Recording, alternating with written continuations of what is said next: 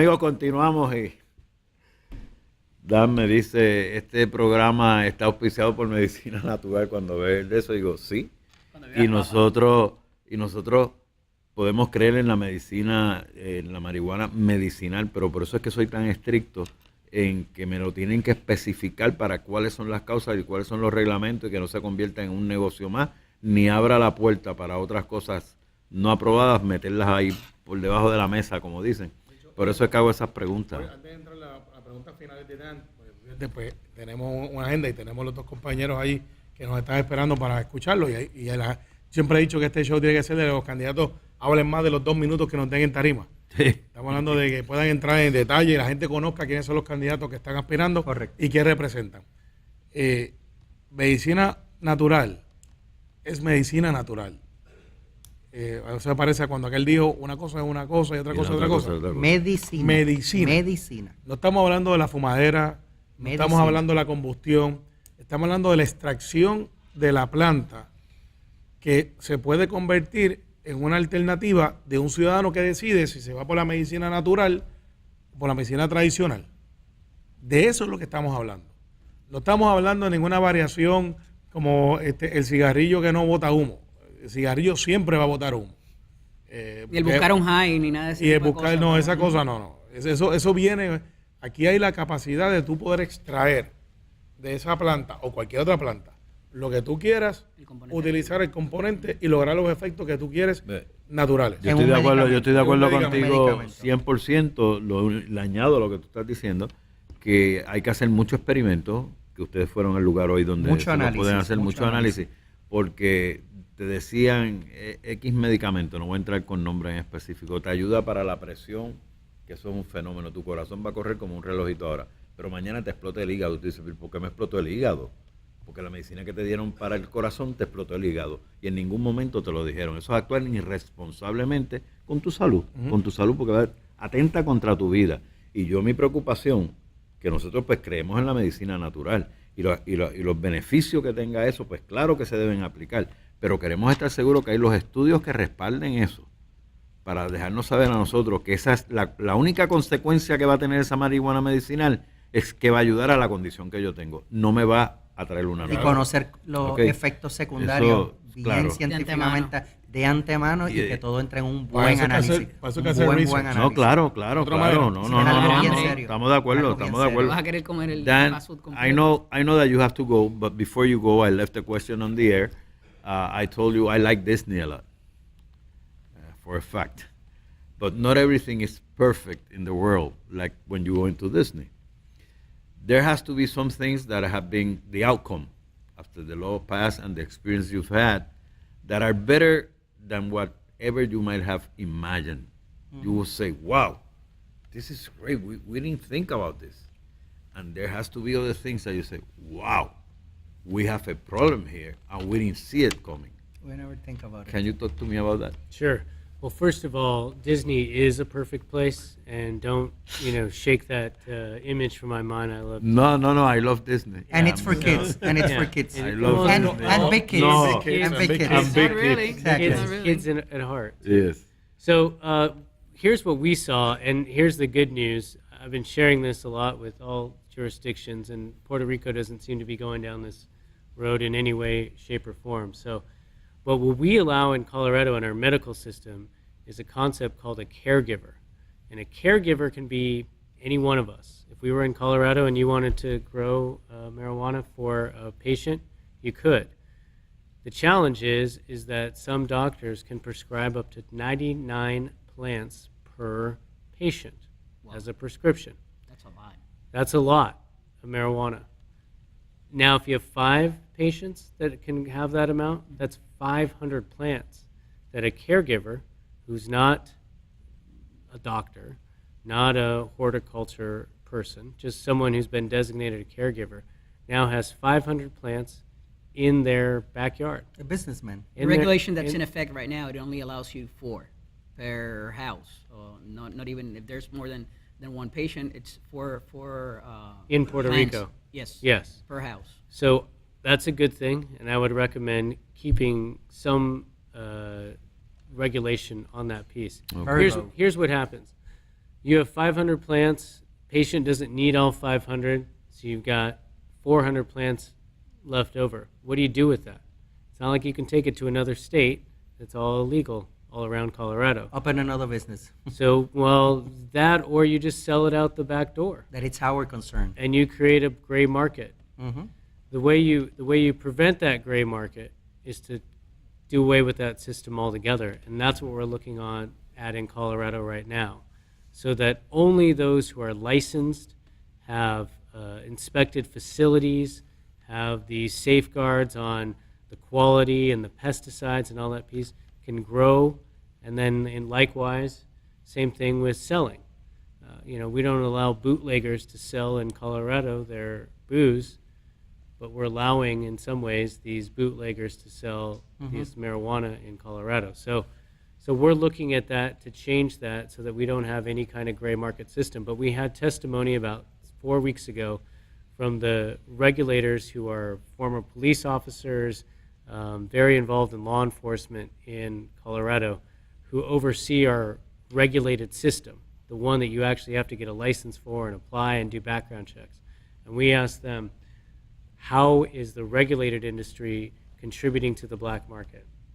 And they said if they are, they are the most ingenious criminal minds in the world, because we have a system in place called seed to sale tracking, so that you have to follow a plant from when it's a very small thing to when it's sold to the customer. But that complicates itself when you add up the out-of-towners, the people that come from other states to enjoy the recreational, of course, or even the medical one. Yeah, but how have you dealt with that? Look, if people want to violate federal law and fly on an airplane out with drugs from Colorado, there's not a lot we can do about that. But that's not who we're worried about, and that's not who you should be worried about. You should be worried about the criminal cartels who are invading the state or the Commonwealth or whatever it may be and trying to drive them out. And what we've seen in Colorado is we had 22,000 pounds of illegal marijuana seized just about 6 weeks ago. Why were we able to get that much marijuana? Because the law enforcement could tell exactly who was growing legally and who was growing illegally, and very quickly and carefully took out that element. 22,000 pounds of now non-black market marijuana is gone from Colorado. That kind of examination, it's done in a monthly basis, in a yearly basis, because it's very important what you're talking about. I would say it's probably done on a daily basis. On a daily basis, perfect. Our law enforcement is as invested in making sure that our criminal cartels and our criminal elements are completely out of the system. And they have more resources now than ever because some of the money they get is from marijuana money. Right. To train them and give them more tools to take out the criminal element. So as long as you have a closed-loop system that continues to allow for ending the black market, the research, making sure the medical efficacy is there, and then, of course, having a regulated system where only those who are legitimate cultivators and sellers can be in the system. I mean, we've solved 99% of this. And again, I pointed out what the big issue is, and we're dealing with it. One of the biggest possibilities that has been identified is the tourism. That's why I insist on out-of-towners, especially on their behavior when they're not used to dealing with this on a daily basis. And and here it's a tropical island. People are going to believe that this is, they're probably like happened in their Netherlands. behavior is going to go out of control. Probably. Have you dealt with that type of behavior in your cities? We really haven't seen that much at all. The good news about marijuana, unlike alcohol or rum, as an example, which is everywhere here in Puerto Rico, it's a native drink, and I can appreciate that, is that marijuana just doesn't have the same side effects. I mean, people don't go crazy, for lack of a better word. The domestic violence is down in Colorado. All those crimes that are associated with alcohol go by the wayside because that's not an effect that marijuana creates. I have to finish. Yes, sir. But I want to finish with the following. If you want to react to it, you're welcome to. The owner of this station is a doctor. The one you saw the picture was natural Good-looking medicine. guy. Yeah. Don't tell him. Doctor, él no dijo eso, él no dijo eso. He's watching us right now.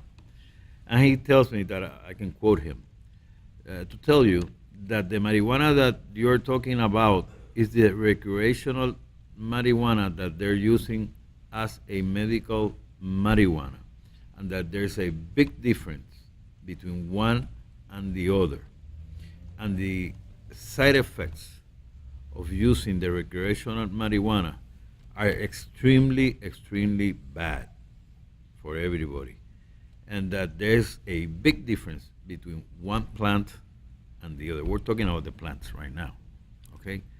And he's just wrote that to me, scenarios. and that he wants to stress that point, that he wants to make sure, and that we have to make sure, that we're talking about the real plant, because there are three different types of plants. Like, for example, the medical marijuana plant has only 5 leaves.